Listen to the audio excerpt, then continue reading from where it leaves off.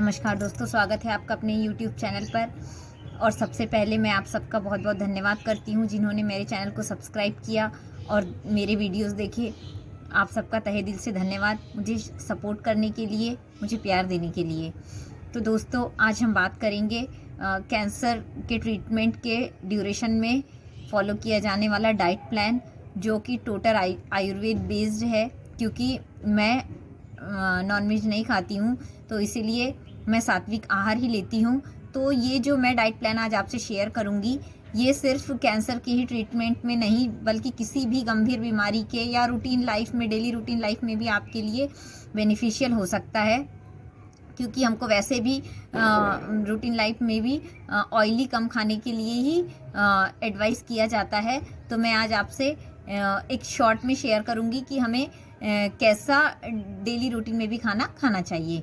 तो दोस्तों, सबसे पहले जो कैंसर के पेशेंट्स होते हैं या जो किसी भी गंभीर बीमारी के पेशेंट होते हैं, उनके लिए बहुत ज़रूरी होता है प्राणायाम करना, योगा करना। क्योंकि इससे मेंटली रिलैक्सेशन मिलता है और जो निगेटिविटीज़ हमारे दिमाग में आती है, तो उनको रिमूव करने में भी काफ़ी हेल्पफुल होता है। क्योंकि दिमाग शांत रहता है और मन इधर उधर नहीं भटकता, एकाग्रता बनी रहती है।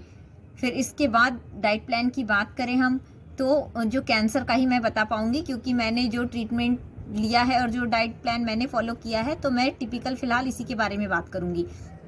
मैं सबसे पहले सुबह जवारे का जूस, आंवले का जूस, गिलोय का जूस और उसके साथ एलोवेरा, ये सब अगर आप एलोवेरा का जूस ले तो भी ले सकते हैं, और नहीं तो अगर आपके घर में एलोवेरा है तो आप उसको भी जो एलोवेरा का पल्प है उसको भी 1 चम्मच इन सब के साथ मिलाकर ले सकते हैं।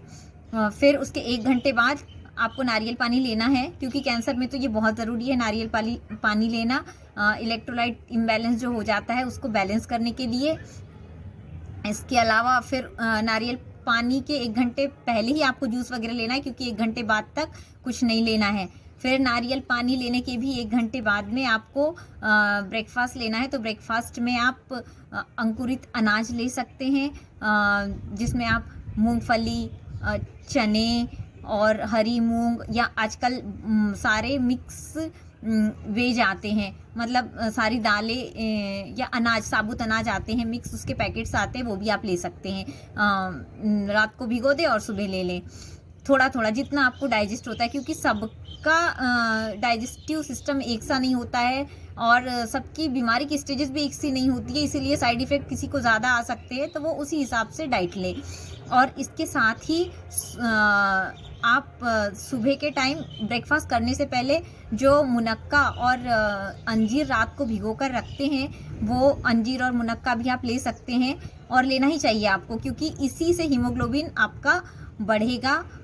और मुनक्का से तो आपको भूख बढ़ेगी, क्योंकि कीमो लगने के बाद में भूख नहीं लगती है, ये ज़्यादातर पेशेंट्स की, और मोस्टली मैंने भी देखा है। मुझे खुद पहले भूख नहीं लगती थी और खाने का मन नहीं करता था, लेकिन इसीलिए मैंने मुनक्का को अपनी डाइट में रखा ही, ताकि मुझे फिर कोई मेडिकल वो ना लेना पड़े, यानी सिरप वगैरह या मेडिसिन ना लेना पड़े। इसलिए मैंने आयुर्वेद के हिसाब से चलना डिसाइड किया और मैं ये डाइट प्लान फॉलो किया। फिर उसके बाद में आप दोपहर को जब भी खाना खाते हैं, उसके आधे घंटे पहले आपको खाना खाने से पहले सलाद लेना है। सलाद में चुकंदर, गाजर, मूली, खीरा, और सर्दियों का मौसम है तो हरा लहसुन और धनिया की पत्ती, ये सब आप ले सकते हैं और आपको लेना ही चाहिए मेरे ख्याल से। और फिर इसके बाद जब शाम के समय आपको कीवी लेना है, क्योंकि कीवी प्लेटलेट्स को भी बढ़ाता है, और जो कीमो के साइड इफ़ेक्ट से WBC ब्रेकडाउन हो जाते हैं, तो डिस्ट्रॉय हो जाते हैं, और उनको बढ़ाने के लिए कीवी बहुत ज़रूरी है। क्योंकि तभी तो हमारी बॉडी में स्टेमिना बढ़ेगा, हमारी इम्यूनिटी को बूस्ट करेगा। ये इसमें फाइबर होता है, विटामिन सी भरपूर मात्रा में होता है, तो ये हमारे हार्ट को भी हेल्दी रखने में हेल्प करता है और हमारे डाइजेस्टिव सिस्टम को सपोर्ट करता है। फिर इसके बाद आप दालें ले सकते हैं सारे तरीके की, क्योंकि दालों में फुल प्रोटीन होता है। बादाम भी आपको लेना है सुबह ही, सुबह के टाइम पर ही 8 बादाम, 8 से 10, इससे ज़्यादा नहीं लेना है। भिगो कर ले सकते हैं आप।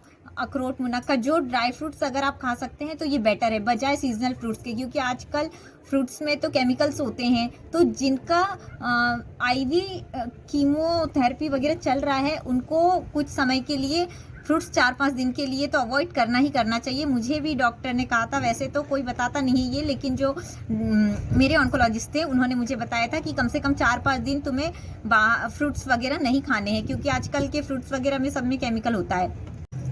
खाना हमेशा लोहे की कढ़ाई में पकाया हुआ ही लेना है, चाहे रूटीन लाइफ हो, चाहे वो किसी ट्रीटमेंट के ड्यूरेशन की डाइट फॉलो करनी हो उसमें, क्योंकि उससे हमें आयरन मिलता है।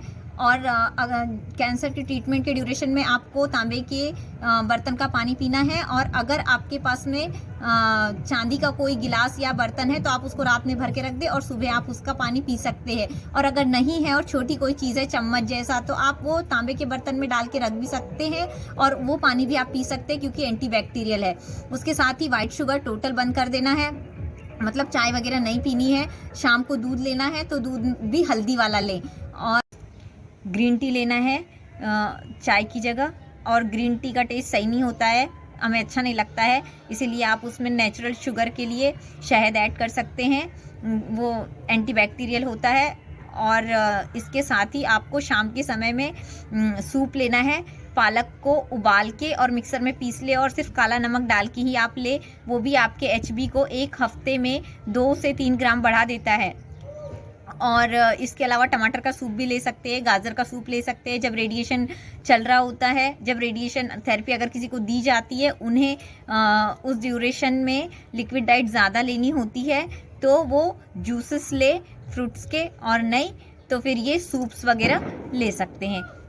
बस आज की वीडियो में इतना ही, बाकी बात करेंगे नेक्स्ट वीडियो में। अगर आपको कोई डाउट है तो आप कमेंट करके ज़रूर बताएं। मेरे चैनल को सब्सक्राइब करें, पसंद आया हो तो लाइक करें। और अगर आपके जानकारी में और अगर कोई ऐसे आसपास पेशेंट है, कोई भी किसी भी बीमारी से जूझ रहा हो, तो उन तक ज़रूर पहुंचाएं। धन्यवाद।